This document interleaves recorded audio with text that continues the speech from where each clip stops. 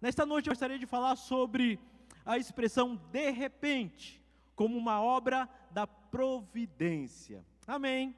A expressão de repente é poucas vezes encontrada nas Escrituras, porém, o sentido dessa expressão é impregnado em todas as páginas da Bíblia Sagrada, como uma obra da providência divina a favor do seu povo.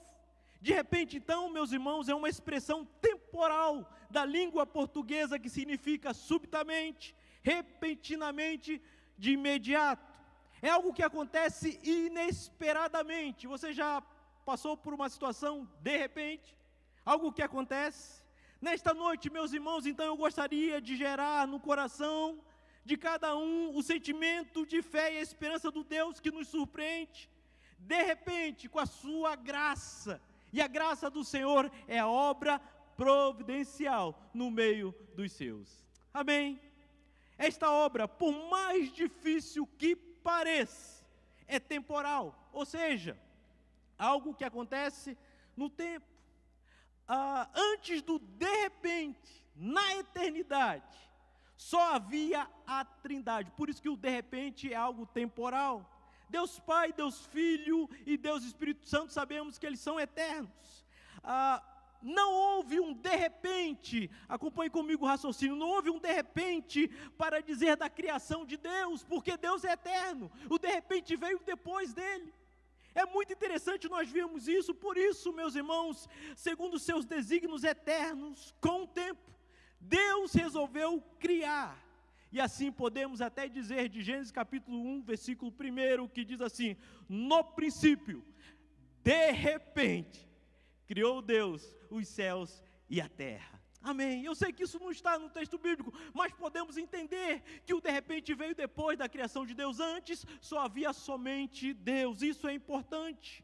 Por isso, meus irmãos, a expressão princípio significa o início de todas as coisas, inclusive da história nossa, e o de repente de Deus no meio da providência do seu povo. Nesse sentido, o de repente, meus irmãos de Deus, é o agir sobrenatural na história da criação e em especial na vida de cada um dos seus filhos.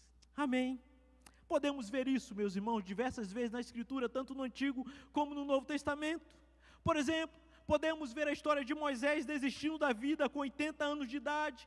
De repente aparece no meio do deserto uma árvore em chamas sem ser consumida, e Deus diz: Moisés, a tua jornada ainda está começando, tira o meu povo do Egito. Isso aconteceu de repente. Moisés disse: olha, não tem mais nada para a minha vida, eu já tenho 80 anos, mas de repente de Deus mudou a história de Moisés. 40 anos mais tarde, de frente para uma cidade fortificada, com muros intransponíveis, o povo grita sobre o comando de Deus, e de repente as muralhas de Jericó caem, e o exército do Senhor é vencedor. É o de repente de Deus. Muitos anos depois, quando o povo de Deus é afrontado por um grande valente guerreiro, aparece um garoto com algumas pedras na mão, e de repente uma pedra, ele atira somente uma pedra, e de repente aquela pedra vem cair na testa de um gigante, derrota um grande guerreiro com uma pedra. O de repente de Deus, meus irmãos, podemos ver que é grandioso. Jovens mantendo firme as suas convicções de adorar somente a Deus, são jogados numa fornalha de fogo para morrerem queimados, quando de repente aparece um quarto homem passeando e conversando com eles na fornalha de fogo ardente. Nada aconteceu com eles, foi o de repente de Deus. Amém? Os pastores estavam trabalhando no campo quando de repente uma estrela indica o nascimento do Messias, o Salvador do mundo. Glória a Deus nas maiores alturas. Meus irmãos, como que foi maravilhoso aquele dia, o de repente. Paulo perseguindo a igreja, quando de repente a sua vida foi transformada com uma luz que veio diretamente para ele do céu e mudou a sua trajetória. Atos capítulo 16, perto da meia-noite, Paulo e Silas oravam cantando hinos a Deus, e outros presos o escutavam, e de repente sobreveio um grande terremoto, os alicerces do cárcere se moveram, e logo se abriram todas as portas e foram soltas as prisões. Quando aconteceu isso? De repente. Meus irmãos, então, essa expressão de repente está em toda a Escritura, amém? E o mesmo Deus que fez no passado continua agindo hoje na história do seu povo. Agora pare um momento. Depois de vermos todos esses exemplos, pense um pouco na sua história. Quantos de repente aconteceram como verdadeiros milagres de Deus na sua vida? Quantas situações impossíveis aos olhos humanos fizeram com que você chegasse e estivesse hoje aqui neste lugar, você estivesse participando desta transmissão? É o de repente de Deus. O de repente é uma obra sobrenatural que gera esperança para o caminhar de fé em fé, de glória em glória. Amém? Você já recebeu um de repente de Deus? Você sabe das situações tão difíceis que você passou e você está aqui. Você é um vencedor por causa do de repente de Deus. A obra providencial na vida dos seus. Quantos gostariam nesta noite de mais um de repente do Senhor? Mudando a história, talvez essa semana, meu Deus, o que eu vou fazer essa semana? Pode acontecer um de repente, meu irmão, fique ligado nisso. É a graça do Senhor no meio do seu povo. Agora, meus irmãos, segundo o contexto desta passagem, o que foi necessário para que o de repente acontecesse no dia de Pentecostes? Estamos aqui numa passagem que os irmãos conhecem muito bem, que é a passagem do dia de Pentecostes. O que foi necessário que eles fizessem para que esse de repente acontecesse? E o que é necessário para que isso aconteça ainda hoje em dia? Eu queria falar rapidamente sobre dois aspectos que foram necessários para a igreja primitiva, para esse de repente de Deus, num texto em que nós lemos em Atos capítulo 2. A primeira atitude que eles deveriam tomar era fé para obediência. Se você olhar no Evangelho de Lucas, capítulo 24, versículo 49, a Escritura diz, a ordem de Jesus, permanecei em Jerusalém. Permanecei em Jerusalém. Sabemos que o Pentecoste foi um marco histórico para a igreja. Jesus diz em João capítulo 16, versículo 7, convém que eu vá, porque se eu não for, o Consolador não virá para vós outros. Se porém eu for, eu vou-lo enviarei. O Pentecoste é um marco para a igreja. O Consolador é aquele que Deus enviaria para estar no meio do seu povo. Em poucos dias Jesus estaria retornando aos céus e o Consolador viria. Ele promete que não deixaria os seus discípulos sozinhos. O Consolador seria enviado e antes de subir, Jesus fez uma promessa e deu uma ordem. E a promessa é, eis que envio sobre vós a promessa de meu Pai. Permanecei, pois, na cidade de Jerusalém. Evangelho de Lucas, capítulo 24, versículo 49, fala sobre isso. O que é permanecer? Eles tinham que permanecer. Permanecer é um verbo imperativo que tem um sentido de fixar, residência, de estabelecer. Então Deus disse, permanecer. Este é o imperativo, era uma ordem que deveria ser cumprida. Permaneça. Meus irmãos, quantos perderam bênçãos porque não permaneceram e não esperaram? Já aconteceu com você de falar assim, meu Deus, por que eu não fiquei com a boca fechada? Aguardasse mais um pouquinho. Aí você perde a bênção, porque não permanece aonde Deus quer que você esteja. Se nós formos, meus irmãos, 1 Samuel capítulo 13, conta a história do rei Saul, que perdeu o seu reinado, por quê? Por falta de fé, ele não obedeceu.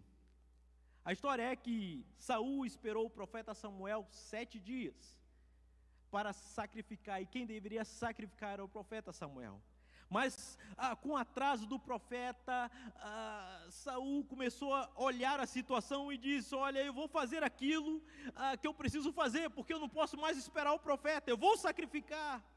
E ele conduziu um sacrifício diante de Deus, o que não era competência dele, apesar de ele ser o rei de Israel. Na hora do sacrifício chega o profeta e pergunta, o que você fez, Saul? E sabe qual foi a desculpa? Se você verificar 1 Samuel capítulo 13, versículo 12, diz assim, A desculpa de Saul foi: olha, eu fui forçado pelas circunstâncias. E forçado pelas circunstâncias, eu ofereci holocaustos. Meus irmãos, quantas vezes as circunstâncias querem nos fazer sair da nossa posição? Já aconteceu isso? Quantas situações de repente falam assim: olha, eu fui forçado, ele quis ali inventar uma desculpa. Tem muita gente que por falta de fé, para a obediência, toma atitudes precipitadas pensando estar fazendo certo, só que não é assim que funciona, meus irmãos. Eu fui forçado pelas circunstâncias. Não é assim, desse jeito. Quantas vezes as circunstâncias de fato querem nos forçar e na verdade as circunstâncias querem provar a nossa fé, mas a nossa falta de fé, a gente começa agindo precipitadamente. Por isso, meus irmãos, que ele perdeu a bênção. Sabe o que aprendemos nesse texto? Que a obediência a Deus vem antes da oferta. Ele queria até fazer uma coisa boa, vamos ofertar, mas não, a obediência primeiro do que a oferta. Tanto é que o resultado, Samuel disse: procedeste neciamente em não guardar o mandamento que o Senhor teu Deus te ordenou, e por isso já agora não subsistirá o teu reino, Saul. Porque o quê? Ele fez o que não deveria fazer. Mais tarde ainda o profeta Samuel diz a Saul, 1 Samuel capítulo 15, versículo 22, ele diz da seguinte forma: tem porventura o Senhor tanto prazer em holocaustos e sacrifícios, quanto em que se obedeça a sua palavra? Eis que o obedecer é melhor do que o sacrificar. Meus irmãos, precisamos de maturidade para entender isso. O que Deus quer de cada um de nós é obediência. Obediência à sua palavra. Perdemos muitas bênçãos por falta de obediência. No contexto da passagem lida, Jesus ordenou aos seus discípulos: meus discípulos, ficai em Jerusalém, permanecei em Jerusalém. Aqui eu entendo que não era para irem para outro lugar, fugindo, até mesmo cumprindo as ordens da grande comissão. Senhor, mas tu falaste ir por todo mundo e pregar o evangelho a toda criatura. Ele falou: não, antes de vocês pregarem, é para vocês permanecerem em Jerusalém, em silêncio, esperando o quê? O de repente de Deus. Meu irmão, uma das coisas difíceis é ficarmos em silêncio e esperando. Nós queremos logo de repente. Era para eles ficarem naquele lugar. Agora a pergunta, olhando para o texto: por que Jesus disse que a ordem era para permanecer em Jerusalém? Eu creio que porque Jesus conhecia o coração dos seus discípulos e possivelmente estavam dispostos a voltar para a Galileia. Por que a Galileia, pastor? Porque todos eram da Galileia. Tanto é que quando Jesus retornou aos céus, Atos capítulo 1, versículo 11, é interessante que os anjos, quando apareceram, os anjos falaram assim: varões galileus, da Galileia, porque estáis olhando para as alturas. Ou seja, eles eram da Galileia. E o que havia na Galileia? Esses discípulos sendo da Galileia, logo suas casas, familiares, bens, tudo estava na Galileia. Cristo ainda prometeu que depois da ressurreição iria diante deles para onde? A Galileia. Mateus capítulo 26, versículo 32. É interessante nós vermos a Galileia. Grande parte do ministério de Jesus foi na Galileia. Talvez até eles mesmos pensassem que Jesus queria que eles fossem para lá. Por outro lado, meus irmãos, se nós formos ver também, por que Jerusalém e não a Galileia? Jerusalém, apesar de ser o centro da adoração dos israelitas, meus irmãos, mesmo no tempo de Davi, após Davi, nós vemos a história dizendo que eles receberam os mensageiros de Deus, os profetas, com inimizades, hostilidades e até mesmo literalmente com pedras nas mãos. Jerusalém, então, meus irmãos, era um lugar onde os discípulos de Jesus corriam o risco de morrer, de serem mortos. Ali era um lugar perigoso para eles, e eles poderiam sofrer consequências. Em Jerusalém, olha, tinha todos os motivos para ir embora para a Galileia e não ficar em Jerusalém, mas o que Jesus disse? Obedeça, permanecei em Jerusalém. Ficai em Jerusalém. Você ficaria em Jerusalém? Ficar ali, meus irmãos, era sinal de fé na palavra de Deus para a obediência, esperando a promessa do Consolador, o Espírito Santo que viria. Quem era o Consolador? Talvez eles nem ainda sabiam realmente quem era o Consolador. O Espírito Santo, talvez eles não tinham um entendimento completo do que o Espírito Santo era, mas o caminho era da obediência, o caminho era necessário. Eu quero dizer que nem tudo você vai saber a respeito de Deus, mas o que Deus pede de você é obedeça aquilo que você sabe. Está entendendo? É essa a realidade. Fique aí, olha, eu não sei ainda como é que vai ser isso. Não, permaneça. Fique em Jerusalém, esperando o que Deus irá fazer, o de repente de Deus. Então ficar em Jerusalém é vencer a si mesmo, é condicionar a mente e o coração a esperar o de repente de Deus. Meu irmão, você está preparado para obedecer ao Senhor?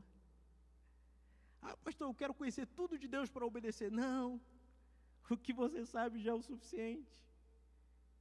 É isso que Deus quer de nós. Obedeça a sua palavra. Eles precisavam obedecer, estar em Jerusalém. Um ato de fé para que o de repente acontecesse. Amém. Segunda verdade que eu vejo nesse texto, era necessário a unidade e perseverança. Ou seja, os discípulos deveriam estar de que forma? Juntos, em comunhão. A ordem foi dada para que permanecessem juntos, não cada um num lugar diferente, dispersos. Não, era essa a ordem, fiquem juntos. Quando o Espírito Santo desceu, meus irmãos, ele desceu somente no lugar onde estavam todos reunidos. O que nós entendemos, que ele não desceu em um outro discípulo, ele não desceu em outro lugar. Não, este era o momento de estarem juntos em comunhão. Logo depois sairiam para o cumprimento da missão, da grande comissão. Mas agora era momento de estarem juntos, meus irmãos. Eu creio que há um momento de nós estarmos juntos. É preciso que para que você dirija um carro, primeiro você tem que estar numa sala de aula, aprenda tantas coisas da legislação, faz o seu curso para poder sair sozinho. Você está entendendo? Aqui, meus irmãos, na fé era necessário que eles estivessem juntos, eles estariam juntos no mesmo lugar. A missão era individual, mas o preparo era coletivo, todos juntos, no mesmo lugar. Meus irmãos, tem gente que diz assim, eu me preparei sozinho. Não existe isso, nós nos preparamos em comunhão, meus irmãos. É na comunhão, é na igreja, é participando da igreja que a gente vai crescer. Eu sei que tem dificuldade da igreja, meus irmãos, mas a igreja é o melhor lugar para nós estarmos. Amém. É como a arca de Noé, a arca de Noé dentro da arca cheirava mal, mas fica do lado da arca que você não vai ter vida. A vida é dentro da arca. Precisamos aprender isso, todos juntos, meus irmãos. Vocês conhecem uma expressão popular, salve-se quem puder? Quem já brincou disso aí, né? Aí você corre. Essa expressão refere-se a uma situação de aflição ou necessidade em que cada um luta por conta própria sem olhar para o outro. Salve-se quem puder.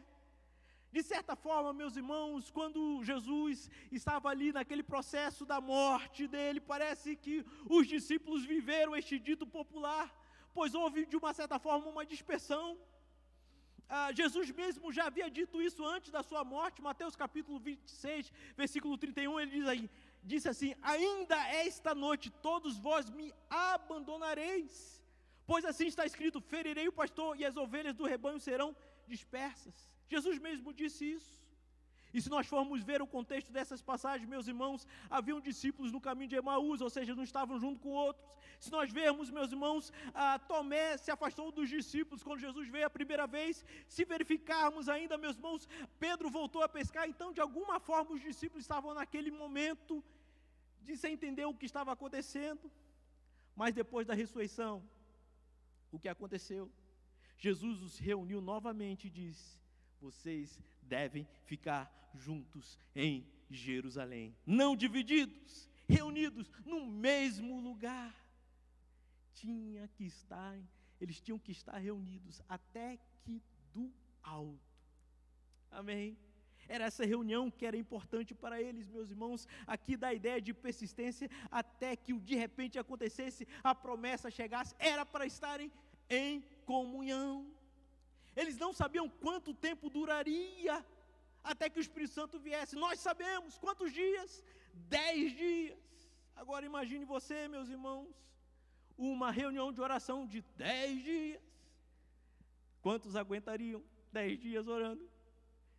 3 dias, né? 5 dias, espera aí, eu tenho coisa para fazer, pastor, né? 10 dias, meus irmãos, eles estavam ali em oração. Imagino que nos primeiros dias o lugar estava mais cheio, e possivelmente muitos não permaneceram. Você teria permanecido os 10 dias? Fala a verdade. Hoje, meus irmãos, nós vivemos uma época que não temos tempo para nada. 10 dias, espera aí, não pode ser menos. 10 dias, era assim que era necessário permanecer, meus irmãos. Permanecer é um desafio para o de repente de Deus nas nossas vidas. É interessante ainda quando nós olhamos, meus irmãos, todo o contexto histórico da Bíblia. O apóstolo Paulo, na primeira epístola de Coríntios, capítulo 15, versículo 6, diz assim, que o número do que viram Jesus ressuscitado eram mais do que 500 pessoas. Acompanhe comigo o raciocínio lógico. Nós sabemos, nós não sabemos quais foram as situações em que essas pessoas se encontraram com Jesus, mas podemos afirmar que nem todos que viram Jesus ressuscitado creram nele. Tanto é que Mateus 28:16 diz assim, o Evangelho diz, seguiram os 11 discípulos para a Galileia, para o monte que Jesus lhes designara, e quando viram, o adoraram, mas alguns duvidaram. 500 pessoas viram Jesus ressuscitado, mas espera aí, como é que as pessoas viram Jesus ressuscitado e ainda não acreditaram nele? Agora, fazendo um cálculo, meus irmãos, no texto que nós estamos, é interessante nós vermos isso. Olhe comigo, quando o Espírito Santo desceu, de repente, no dia de Pentecostes, segundo Atos, capítulo 1, versículo 15, estavam reunidos quase 120 pessoas. 120 pessoas reunidas, quando o Espírito Santo desceu. Agora, se Jesus apareceu a mais de 500 pessoas, então temos mais ou menos 380 que não creram e não permaneceram no lugar da promessa. É um cálculo que de repente não tem como a gente verificar com exatidão, mas só para nós termos uma ideia. Não sabemos as motivações, mas está claro que permanecer é algo fundamental para experimentar o de repente de Deus. Agora eu pergunto, você estaria entre esses 120 ou nos 380? Aonde você estaria? Meus irmãos, como é importante nós esperarmos no Senhor, nós estarmos focados no Senhor. Há vários textos nas Escrituras que comprovam a necessidade de permanecermos nele. Por exemplo, 2 Crônicas, capítulo 15, versículo 7, mas sejam fortes e não desanimem, sede pacientes na tribulação, na esperança, sede perseverantes, Romanos capítulo 12, versículo 12, Gálatas capítulo 6, 9 diz, e não nos cansemos de fazer o bem, pois no tempo próprio colheremos, se não desanimarmos. Quantos já se cansaram de fazer o bem? Não é isso? Às vezes a gente se cansa, não desanima. Continue fazendo. Tiago capítulo 1, versículo 12, feliz é o homem que persevera na provação, porque depois de aprovado receberá a coroa da vida, que Deus prometeu aos que o amam. Será que você tem perseverado? Hebreus capítulo 10, versículo 35 diz, por isso, não abram mão da confiança que vocês têm, ela será ricamente recompensada. Amém? Não desista, meu irmão, persevere. Apocalipse capítulo 3, versículo 21 diz, ao vencedor darei o direito de sentar-se comigo em meu trono, assim como eu também venci e sentei com meu Pai no meu trono. Amém? Como de repente é importante, e era necessário, meus irmãos, a perseverança e unidade, junto com os irmãos, na fé e confiança, que o de repente iria acontecer. Eu quero gerar no seu coração de esperança nesta noite. Não desista, meu irmão. Deus tem algo novo que ainda pode fazer com você. Deus tem coisas novas, meus irmãos, e por isso que precisamos entender que o tempo de Deus não é o nosso tempo.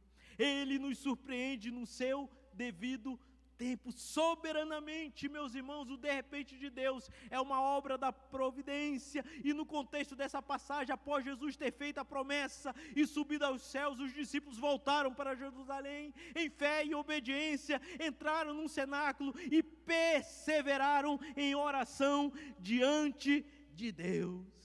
Amém. Nós só temos essa história porque os discípulos resolveram obedecer. Atos capítulo 2 diz que eles voltaram, meus irmãos, e a Escritura ainda diz que reunidos no mesmo lugar, e agora nós chegamos em Atos capítulo 2, versículo 2, que diz: de repente veio do céu um som como de um vento impetuoso, encheu toda a casa onde estavam assentados. Amém? Porque eles fizeram aquilo que eles deviam fazer, meus irmãos, obedecer a ordem em fé, em confiança e perseverar em unidade.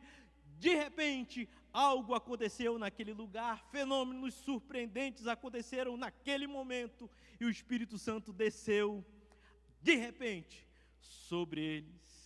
O texto ainda diz que eles ficaram de que forma? Cheios do Espírito Santo. Amém. Como que deve ter sido aquela reunião maravilhosa, estava em oração e de repente a coisa ali ficou diferente, o Espírito Santo desceu, um som invadiu aquela casa ficou cheia da presença de Deus, e todos começaram a falar em outras línguas. Fenômenos espetaculares aconteceram, quando de repente, eles resolveram obedecer e perseverar na palavra do Senhor. Amém? Agora, meus irmãos, o texto diz que eles ficaram cheios do Espírito Santo. Como é bom estar cheio do Espírito Santo. A gente sai andando aleluiado para tudo quanto é lado. Cheio do Espírito Santo, a nossa vida muda, meus irmãos. O problema é que a gente está vazio demais do Espírito Santo. A gente precisa desse Espírito Santo. Agora, para quê? Para que você quer o Espírito Santo? Eu creio que o mais surpreendente nesta passagem não é, acompanhe comigo, o evento privado. É verdade que é muito importante você fechar a porta da sua casa, você buscar ao Senhor do seu quarto, você buscar ao Senhor aqui neste lugar. É uma bênção cantarmos aqui, é uma bênção podermos ouvir da palavra do Senhor, isso é importante, mas o mais surpreendente que eu vejo neste texto não é o evento privado, mas é o evento público que aconteceu a partir daí, onde homens iletrados começaram a pregar em vários idiomas as grandezas de Deus. Amém? Eles estavam juntos, 120, para receber o Espírito Santo. E quando o Espírito Santo veio sobre ele, oh, que coisa gostosa! Mas o Espírito Santo não veio somente para dar doce na boca deles, mas foi para que eles saíssem para testemunhar as grandezas de Deus. Amém? Para que você quer estar cheio, meu irmão? Para que você está cheio? Para você se calar? Não.